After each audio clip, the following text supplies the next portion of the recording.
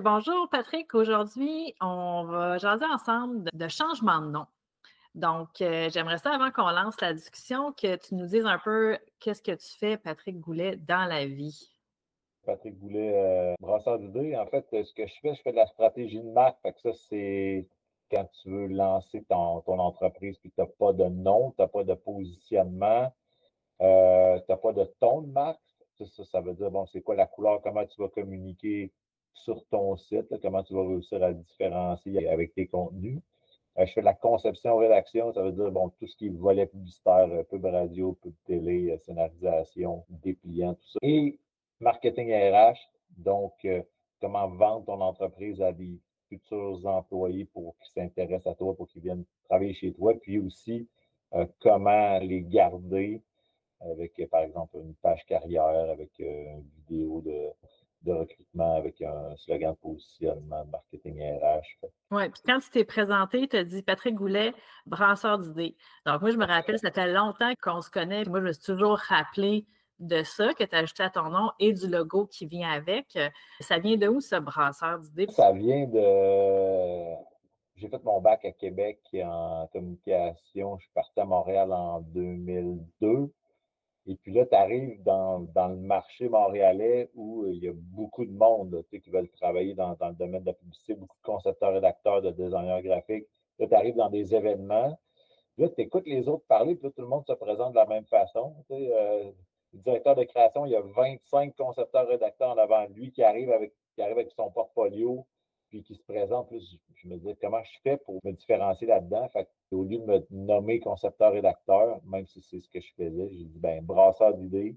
Puis j'ai demandé à un ami de me faire un logo. J'avais même un CV sur un CD-ROM. Des animations flash, là, tu arrivais sur le site, puis là, mon logo, il y avait le cerveau qui tournait. Hey, Oui, parce que ceux qui n'ont c'était jamais vu ton capoté. logo, c'est un cerveau avec comme des batteurs qui sont comme connectés sur le cerveau.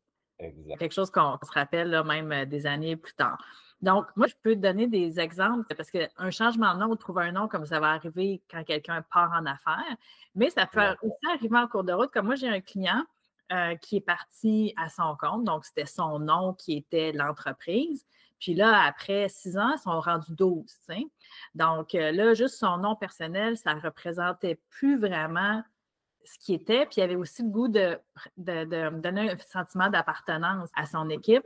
Y a-t-il d'autres situations, toi, que tu vois qui, en cours de route, amènent des gens à changer de nom? Oui, c'est un exemple qui est arrivé pendant la pandémie, entre autres. Tu sais, quand tu as mauvaise réputation, tu sais, quand ton nom revient tout le temps dans les médias et tu as mauvaise réputation, ben là, tu peux perdre des clients énormément. Tu sais, il y avait le vaccin AstraZeneca qui avait eu une très mauvaise réputation, puis en cours de route, ils l'ont changé de nom, mais les gens continuent quand même à l'appeler comme ça. Fait que, tu sais, ça, c'est ta mauvaise réputation, changer de nom, ça peut être intéressant. Des fusions. Fait que tu as deux entreprises. On a un exemple à Québec, la Capitale puis SSQ qui ont fusionné. Fait que là, tu peux pas garder juste un des deux noms. Ça faisait pas de sens dans la stratégie d'affaires. Fait qu'ils ont créé un nouveau nom qui est Beneva. Fait que ça, c'est une autre situation. Dans une transformation d'entreprise, fait que soit, mettons, tu élargis ton mandat, puis, je donne un exemple, tu avais juste le marché de Québec. Je sais pas, moi, tu t'appelais Québec Adaptabilité parce que tu offrais des produits pour les gens qui sont à mobilité réduite. Ben là, tu sais, maintenant, ton marché, c'est Montréal, c'est Rimouski, tout ça. L'Ontario, peu importe. L'Ontario, tu peux même aller, ben ça, c'est une autre raison. Si tu en vas dans un marché anglophone et que ton nom était très québécois, fait que là, il faut que tu transformes ça. Puis souvent, les clients qui veulent avoir le marché canadien, américain, international, ben, ils vont aller dans des noms à sonorité moitié anglais, moitié sonorité internationale avec des racines latines parce que c'est compréhensible par les gens qui parlent espagnol, par les gens qui parlent français, par les gens qui parlent anglais. Part d'un associé, tu sais, si Ah dans oui, le quand cas, c'est des noms, encore une fois, encore une fois, tu sais, des notaires qui ont ouais, ou quand tu plusieurs vends ton noms d'associés. entreprise à une nouvelle génération ou à des gens d'extérieur, ça peut être aussi nécessaire de faire un changement de nom à ce moment-là. Oui, puis je pense aussi à si tu te transformes, l'exemple de Gaz Métro qui faisait que du gaz pendant très longtemps. Maintenant, c'est une des énergies qu'ils offrent. ben là, ça faisait plus de sens de s'appeler Gaz Métro parce que La mission avait changé complètement, là. c'est ça, c'était. Des fois, tu as un nom qui te peinture dans un coin, tu Mmh. sais, t'as pas le choix, là. Le marché t'invite à te transformer aussi, puis quand tu te transformes, il faut aussi que tu transformes ton brand. Mmh. Si une entreprise se retrouve dans une situation comme ça, de se dire, bon, là, je pense qu'on a un contexte qui fait qu'on doit changer de nom, c'est Ouais. quoi les premières étapes pour être sûr de ne pas se tromper puis de partir dans une mauvaise direction? Ce serait quoi, selon toi, les premières étapes à considérer, là? Ben, c'est ce que moi j'appelle un atelier de branding, là. Tu sais, c'est un atelier de découverte de la marque que tu fais avec un consultant, que tu fais avec ton équipe à l'interne. Tu sais, c'est que tu revois ta mission, ta vision, tes valeurs, tes clients cibles, parce qu'il ne faut pas oublier que c'est ton nom, tu le fais aussi beaucoup pour eux. Après ça, tu sais, tu vas aller chercher l'ADN, puis là-dedans, parce que quand tu crées un nouveau nom, euh, l'inspiration, oui, peut venir d'ailleurs, mais les informations de base, la collecte d'infos, elle vient du client, elle vient de toi. Fait que, puis des fois, c'est dur de le faire par soi-même parce qu'on a le nez collé dessus, là, parce que c'est Mhm. bon d'aller prendre à l'externe. Une fois que tu as tout ça, ben, dans le fond, ce que tu fais, c'est que tu vas créer des champs. C'est-à-dire que, par exemple, si ta valeur d'authenticité est là, tu as une valeur de respect, si tes produits, bon, ben, c'est des produits techniques, tu veux évoquer de l'innovation, ben, c'est quoi les termes qu'on peut utiliser pour parler d'innovation? Bon, mais tu peux prendre le suffixe nov, par exemple. Tu peux prendre le suffixe tech. Fait que là, tu vas prendre tous ces éléments-là, puis tu vas les mélanger ensemble carrément. Moi, je fais ça à la main, dans le sens où je prends chacun de ces éléments-là, puis je les combine pour essayer de voir, OK, est-ce qu'on peut faire quelque chose de nouveau qui est intéressant, qui fait du sens avec qu'est-ce qu'on va faire. Puis, ben, à un moment donné, c'est bon d'amener les gens de ton équipe aussi. C'était soit dans le brainstorm de début, dans la prise d'information, ou à quelque part plus vers la fin, au moment de la décision, où, là, par exemple, l'équipe de travail a son top 3, puis là, ben, on dit, bon, on va faire voter notre équipe interne. Mais tu sais, il faut être à l'aise aussi avec tes Parce que, trois mettons, à noms, la là. base, là, c'est qui tu vois participer dans les ateliers de départ? Disons, ça va être la haute direction, j'imagine, les associés principaux, s'il y en a. En même temps, s'il y a 20 personnes autour de la table dès le départ, ça peut devenir difficile à gérer, là, j'imagine. C'est trop. C'est vraiment trop. Tu sais, admettons qu'on a des départements. Bon, ben là, ça peut être tous les chefs de département. Sinon, ben, c'est vraiment l'exécutif. C'est les, c'est ceux qui vont diriger la business, ceux qui vont assumer le nom à tous les jours aussi. Mais tu sais, oui, il y a les employés, mais qui vont aller faire le développement d'affaires avec ce nom-là. C'est Mm. les autres qui vont le porter. Euh, Fait que oui, pas trop de monde là, tu sais, dans l'atelier de. Tu sais, je pense que déjà, si on est 5, c'est beaucoup. Je pense que si aussi on fait un genre de présentation de nom ou qu'on va chercher du feedback, je pense que c'est important aussi de bien diffuser c'est quoi les attentes ou le résultat de ça. Donc, que le choix va revenir à la direction finalement, mais qu'on aimerait avoir un feedback, par exemple, tu sais, pour pas que les gens pensent que c'est un concours de popularité. Ce que les gens n'aiment pas, c'est, mettons, de se faire dire, OK, mais voici, ça va être ça, le nom, puis, pas d'explication. C'est comme, ben Mhm. voici, c'est ça, puis être mis devant le fait accompli. Tandis que si tu arrives et tu présentes ton nom, puis moi, quand je présente les noms, je fais ça, c'est-à-dire que je présente le processus. Comment on est parti de là, puis on est passé dans un entonnoir pour se retrouver à ces trois noms-là finaux. C'est quoi le processus? Pourquoi? C'est quoi l'argumentaire? Fait que là, les gens comprennent mieux, puis ça les rassure aussi de dire, bon, mais c'est pas sorti d'un chapeau, c'est stratégique, de façon dont c'est pensé, bien, on va le garder, là. Parce que l'idée, Ouais. c'est pas de changer notre nom dans 2 ans, là. J'ai rencontré une entreprise, je pense que ça fait 3 fois, à cause d'un contexte particulier, qui ont changé de nom en 10 ans. Tu sais, les gens, ils disent, puis personne ne sait qu'est-ce qu'on fait, tu sais, parce qu'ils ne savent pas qu'on est la même entreprise qu'on était avant. Tu sais. Ouais.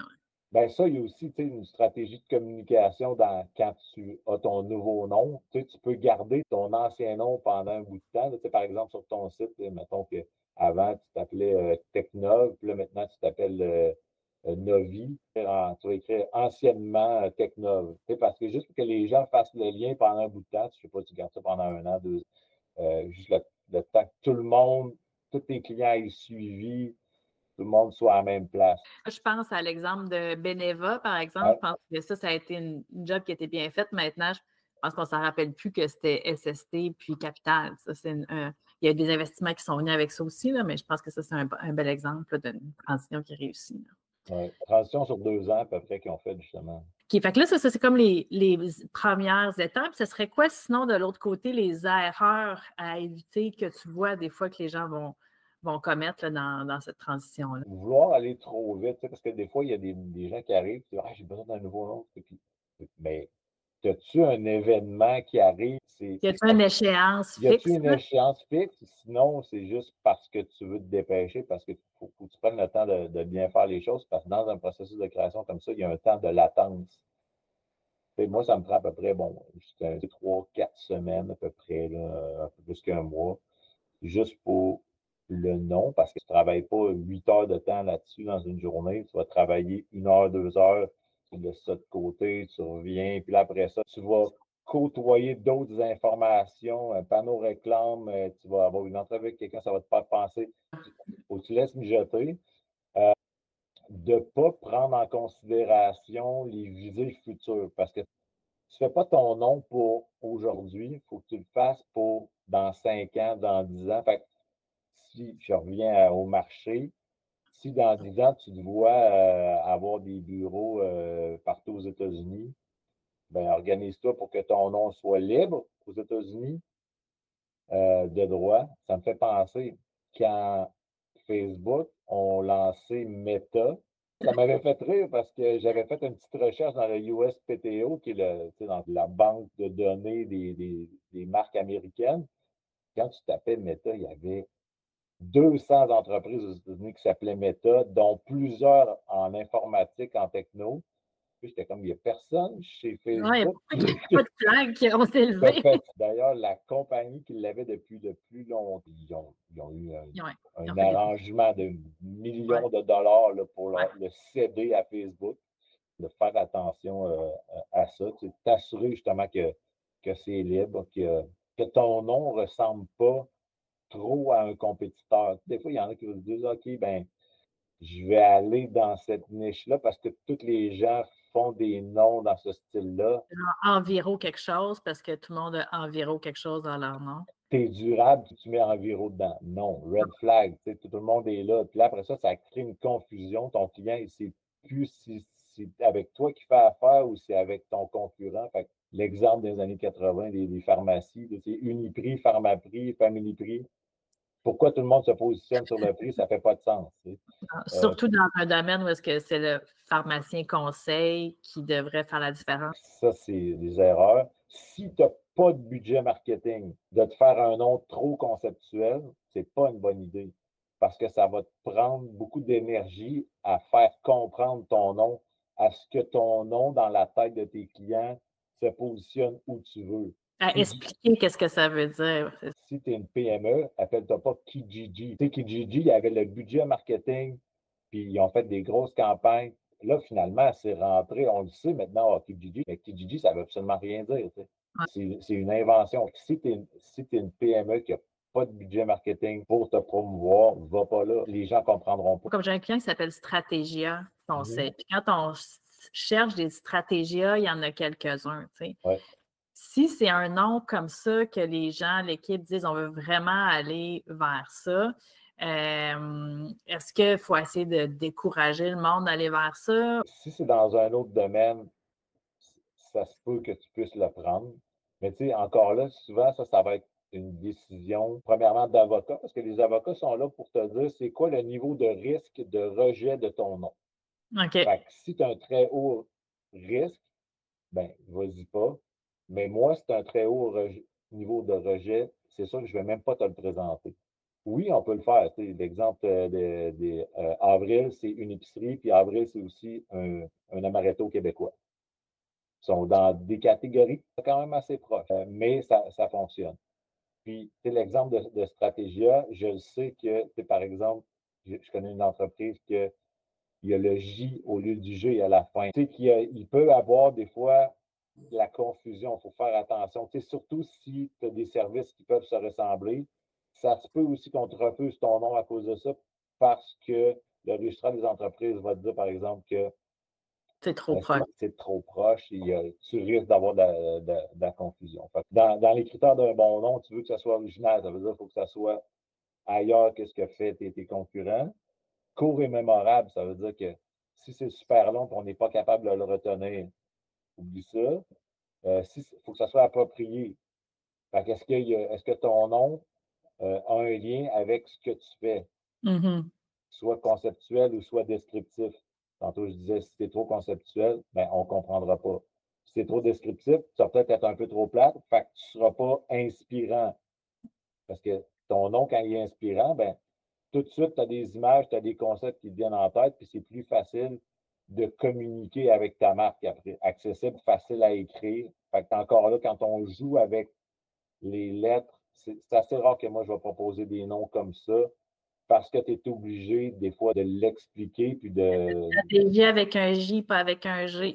Ben, je pense à une pub radio que j'entendais souvent, c'était Océanique avec un K, puis il faisait du nettoyage de conduite sécheuse. Puis si tu regardes Océanique en ligne, il y a plein de compagnies comme ça. Fait que là, il faut que tu trouves, il faut que tu cherches.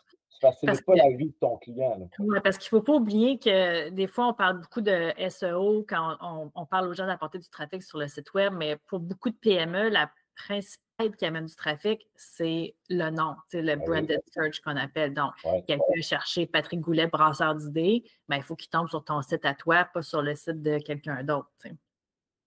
Exact. Oui, faire attention au SEO. Puis ça, c'est une des premières choses que je fais quand je trouve un nom, c'est je le tape dans Google, puis s'il y a 3 pages de nom, ben, je présente pas ça à mon client. Oui. Je pense que c'est intéressant, il y a des choses à penser dans il y a des premières étapes qui on va impliquer tout ça, prendre le temps de le faire, aussi de s'éviter des erreurs, je pense, en travaillant avec des professionnels comme toi et aussi des avocats qui ont de l'expérience dans ce domaine-là particulier. Des fois, on se dit, ça va être long de rajouter du monde dans le processus, mais en même temps, ça peut te sauver du temps. Si tu as perdu 3 mois à faire des démarches pour un nom, puis finalement, ça ne passe pas, puis là, il faut que tu en retrouves un autre, ben, tu retournes à la case 0. Là. Oui, parce que qu'a vécu des clients que je le dis tout le temps, je dis attendez, avant de commencer à passer à l'étape du design, attendez d'avoir la validation de l'avocat. Les clients qui étaient trop pressés, ils ont été voir. En ligne, tu ne pouvais pas le savoir que ce nom-là était pris. Mais finalement, il était pris par, on ne sait pas trop pourquoi, puis qui était protégé, mais ce n'était pas disponible l'info, parce que des fois, ça prend un certain temps. Ça prend peut-être quelques mois avant que le notaire l'ait enregistré puis que ça apparaisse. Là, ils sont rendus à l'étape du design, puis ils se font dire, ils ont quasiment leur logo, là, ils se font dire finalement, on ne peut pas l'utiliser. Ça t'évite des coûts aussi. Oui, fait que là, c'est un serpent, tu descends en bas, il faut que tu recommences. Méchant casse-tête quand tu reviens là-dedans, parce que là, le client, il est tombé en amour. Il ne faut pas tomber en amour trop rapidement avec ton nom. Ça, c'est un autre erreur aussi, c'est faire attendre. Oui, pas tomber en amour sur la première date avec ton nom. Hey, merci beaucoup, Patrick, pour tes conseils. Puis, je pense que sur ton site Web aussi, il y a des articles spécifiquement sur la démarche pour trouver un nom. Fait que c'est peut-être la meilleure place. Puis c'est sûr que si les gens tapent Patrick Goulet, brasseur d'idées, c'est sûr qu'ils tombent sur ton site, je pense. J'espère. Hey, merci, Patrick. Bonne fin de journée. OK, merci. Salut.